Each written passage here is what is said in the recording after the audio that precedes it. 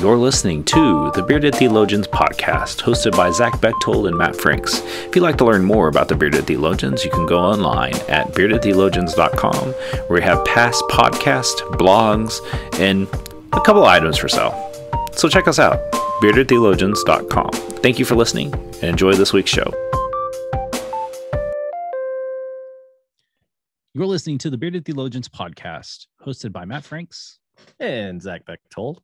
So this week on the podcast, we're going to continue our conversation through the book of Acts, and we're jumping ahead all the way to Acts 14 with the story of Paul healing a crippled person. And so I'm going to let Zach kind of set us up with that there in Acts 14. Yeah, so today I'm not going to read the scripture to you because it's just a whole story. Paul goes to Lystra, and there's this man who lacks strength in his legs. Like we find in so many different encounters, healing encounters throughout scripture, whomever, whether it's Jesus or Peter or Paul, they get to the edge of the city often where essentially these folks have been discarded too, and sees this person. And everybody in the city likely knew of them because they were over there being unclean in their eyes. And so Paul sees this guy. Actually, this guy hears Paul talking, and Paul, he gets his attention and sees that he needs help, sees that he needs to be healed. And raising his voice, this is verse 10, raising his voice, Paul said, "Stand up straight on your feet." And he jumped up and he began to walk. Seeing what Paul had done, the crowd shouted in the Lycaonian language. That's a hard word for me. The gods have taken human form and come down to visit us. And they referred to Barnabas and as Zeus and Paul as Hermes. And since Paul was the main speaker, the priest of Zeus, whose temple is located outside the city, blah, blah, blah. So Paul comes down, comes into this town, sees this guy, and tells him to stand up and go. And the people around him are like, "Oh, hey, it's Zeus and Hermes here in human form," and that's what's happened. And it goes on to say that Barnabas and Paul come back into the city after hearing this. They rip their clothes in protest, and they begin to shout, "People, what are you doing? We are humans too, just like you. We're here proclaiming the good news to you. Turn to the living God and away from such worthless things." And the people don't like this. In fact, they don't like it so much. They don't like this message that Paul and Barnabas are bringing, that they take Paul out, they stone him, and drag him to the edge of the city because they think he's dead. The other Jews from Antioch and Iconium, they come and see what has happened and surround Paul, and he gets up and goes back into the city.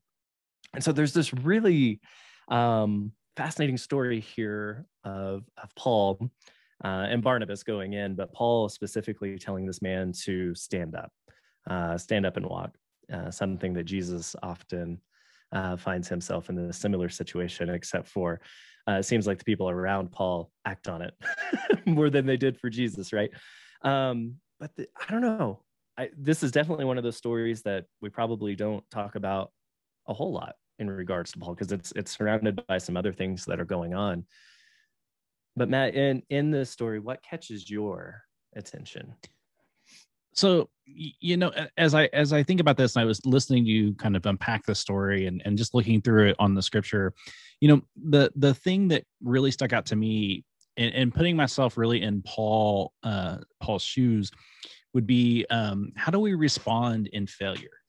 And Paul could have given up. Paul could have run away, could have, but he got back up on the horse, so to speak, like literally got back in and went back in, and continued to share the good news.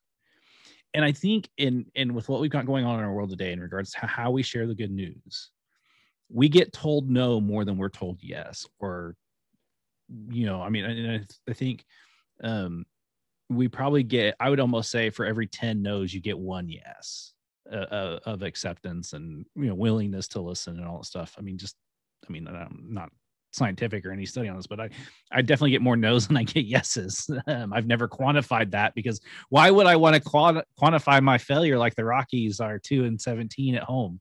But they keep trying, and by gosh, they're going to break through, and by gosh, Paul ends up breaking through. And I really do believe that the reason why Paul does this is because he holds on to that hope of Jesus is going to take care of him, and it will be all right. Like, no matter what he goes through, he's doing this for the right reasons. I think the question I would ask us to reflect on would be, how do we respond to failure when we're doing a good thing for the kingdom, and it falls flat? Because that happens. Like, we can't, like, not everything like is accepted. How do we respond out of that? Well, even in this situation, it's not that it falls flat. It's wholly misunderstood, right? Yeah. They see Paul and who's it, Barnabas? Paul and Barnabas. I always get Barabbas mixed up. But they see Paul and Barnabas as people they're not. Their context says, hey, this is Zeus and Hermes, right? Because they have the temple. That's kind of where their mindset is. And I love that Paul gets so angry that he rips his clothes and rushes back in. And I was like, you guys didn't hear me. You misunderstood what I said, or from the position that I'm coming from. Because that happens to us, right?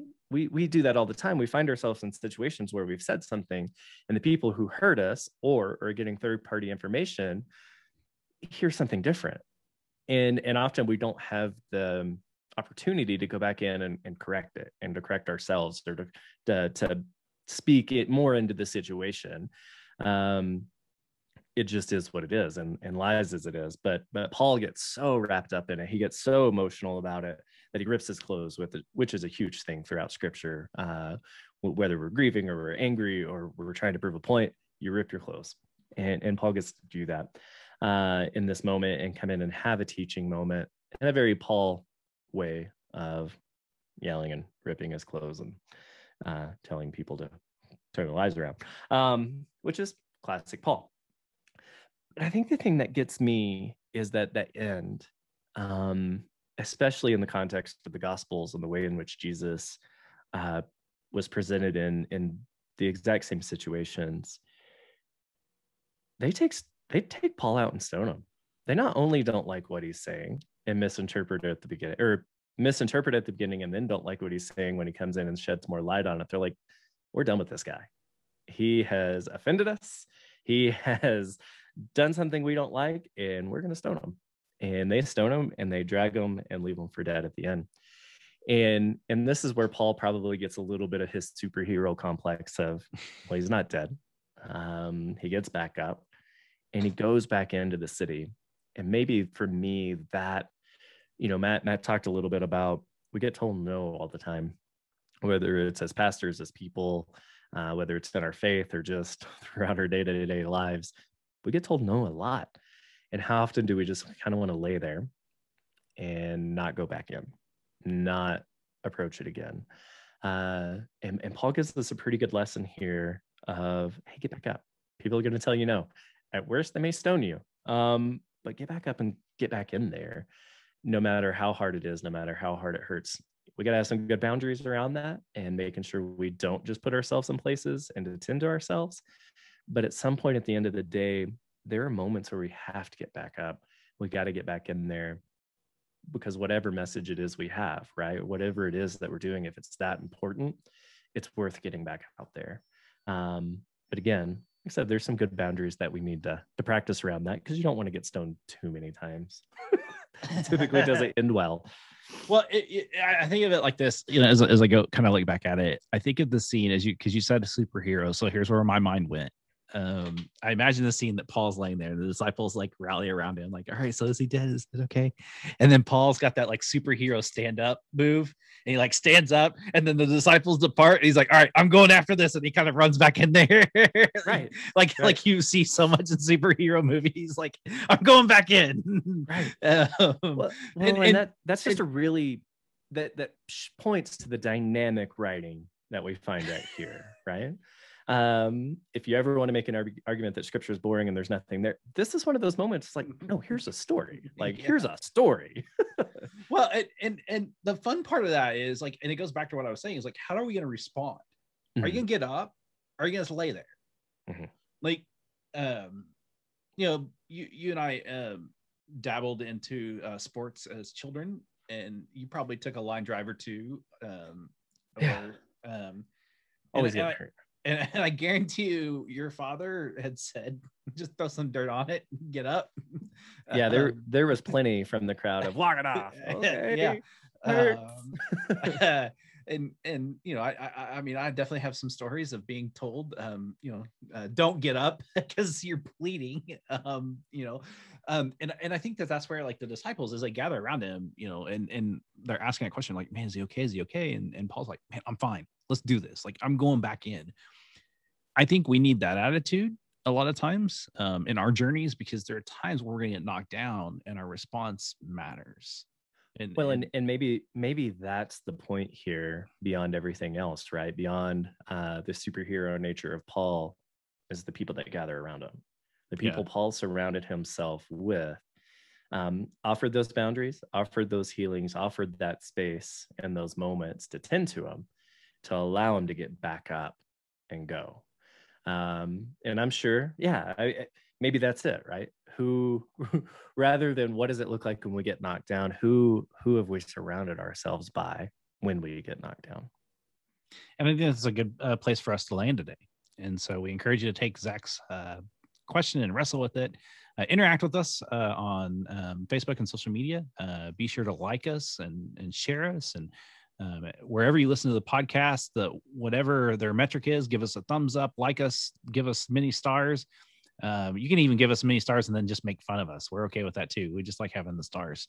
And so 1 star, many stars, all the stars, or all the thumbs up, however the platform you're listening to us on, whatever that may be. But you can find us mainly at beardedtheologians.com. We've got all sorts of great content and stuff to buy. You can check that out to find out all sorts of cool and fun things. And so for the Bearded Theologians, I'm Matt Franks. I'm Zach Bechtold. Thanks for checking us out.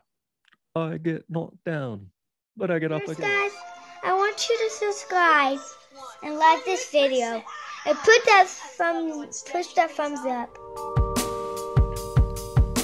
Thank you for listening to the Bearded Theologians podcast. Don't forget to like, subscribe, and share on all social media outlets. You can check out old episodes and more information at beardedtheologians.com. Thanks for checking us out.